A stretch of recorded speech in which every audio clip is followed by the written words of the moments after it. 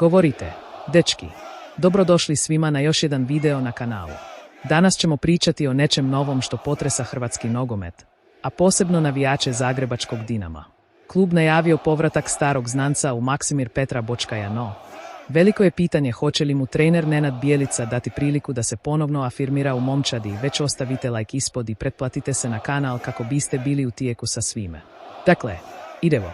Bočkaj, koji je prethodno bio u Dinamu i na kraju je otišao usred kontroverzi, vratio se u zagrebački klub.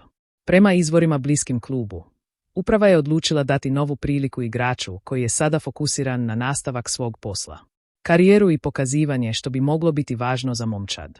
Trener Bjelica, koji je oduvijek bio poznat po davanju prilike igračima u koje ima povjerenja, još nije službeno potvrdio kakva će biti Bočkajeva uloga u momčadi. No velika su očekivanja da će uskoro dobiti minutažu na terenu. Bočkaj je poznat kao igrač s velikom tehnikom i fizičkom snagom, s impresivnom sposobnošću izvoženja lopti.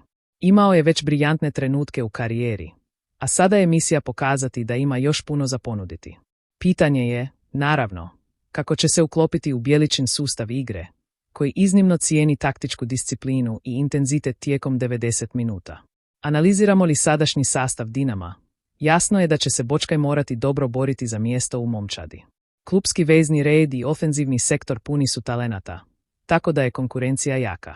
No, Bjelica je trener koji voli istraživati sve mogućnosti koje ima na raspolaganju, a Bočkaj bi mogao biti zanimljivo oružje, pogotovo u utakmicama u kojima Dinamo treba nekoga s vizijom igre i preciznošću u dodavanjima i ubačajima.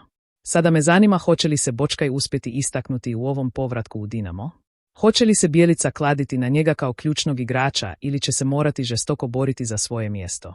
Ovaj povratak i što očekujete od igrača u ovoj novoj fazi njegove karijere.